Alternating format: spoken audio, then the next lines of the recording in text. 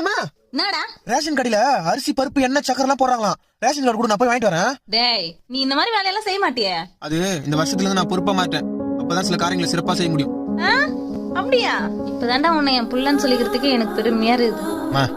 உங்க வயித்துல பிறந்ததுக்கு நான் தான் பெருமை பண்ணணும். சரிடா, இந்தா போய் வாங்கிட்டு வா. அப்படியே ரேஷன் கடையில பொங்கல்ன்றதுனால 1000 ரூபாவும் தராங்க. நான் அப்படியே அந்த 1000 ரூபாய் வாங்கிட்டு போயிட்டு பொங்கலுக்கு ட்ரெஸ் எடுத்துக்கிட்டுமா? எது சனி முடிச்சவன கூட அப்படி வீட்டுல ஏகப்பட்ட செலவு இருக்குது, பொங்கலுக்கு ட்ரெஸ் எடுத்துக்க போறான். வாங்கிட்டு போறா. அன்போ அடியோ என்கிட்ட கொடுக்கும்போது கொஞ்சம் யோசிச்சு கொடுக்கணும். ஏன்னா நீ எதை கொடுத்தாலும் அதை நான் ட்ரிபிளா திருப்பி கொடுப்பேன். என்ன பத்தி தெரியாதுல உனக்கு? ரேஷன் கார்டு கொடுப்பியா கொடுக்க மாட்டியா நீ? இந்தா இப்படியாவது போ. உங்க அப்பாக்கும் பொறுப்பு இல்ல, உனக்கும் பொறுப்பு இல்ல. குடும்பம்னா குறை இருக்கும் தான், ஆனா நமக்குன்னு இருக்கிறது ஒரே ஒரு குடும்பம் தான். டேய்